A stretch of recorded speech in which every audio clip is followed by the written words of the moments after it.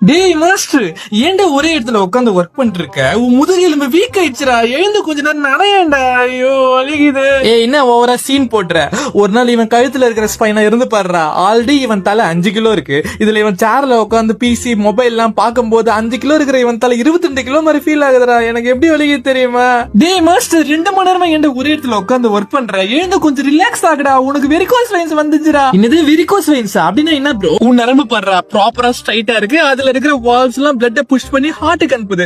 ஆனா ஏன் நரம்பு போடுறா சரியா போடாத, கை முறுக்கு மாதிரி வளைஞ்சு வளைஞ்சிருக்கா. அதுல இருக்கிற வால்ஸ் எல்லாம் சரியா ஒர்க் ஆகாம பிளட் எல்லாம் பின்னாடி போய் தேங்கி நிற்குதுடா. இப்படி இருந்தா பெரிய ப்ராப்ளம் ஆகும்டா. ஐயோ ஐயா, என்ன பெரிய ப்ராப்ளம் ஆகும்? ஹார்ட் அட்டாக் வரப்போது வந்துட்டான். டேய், காஃப் மசில் செகண்ட் ஹார்ட்னு சொல்லுவாங்கடா. வெரிகோஸ் வெயின்ஸ் வந்தவங்க தானே தெரியும் அந்த வலி எப்படி இருக்குன்னு. நீ இவன் உடம்புல தானே இருக்க, உனக்கு சீக்கிரம் வரும்டா. என் சாப்பிடா. ஏய் என்னடா சாப்பிடலாம் வர்ற? மாஸ்டர் வேற 10 மணி நேரம் உட்காந்து சிஸ்டம்ல தானே ஒர்க் பண்றான். எனக்கு வந்துருமா? ஐயோ டேய் மாஸ்டர், 1 ஹவருக்கு ஒன்ஸ் எழுந்து சின்னதா வாக் போடா.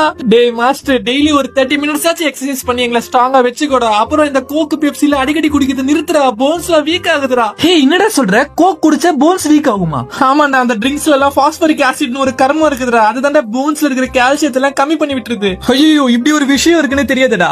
டேய் மாஸ்டர், வயசானதுக்கு அப்புறம் நாங்களே ஆட்டோமேட்டிக்கா வீக் ஆயிடுவோம்டா. அது வரைக்கும் எங்களை கொஞ்சம் பாத்துக்கோடா. இல்லன்னா நீ 50 வயசுல குச்சி யூஸ் பண்ணி தானே நடப்ப.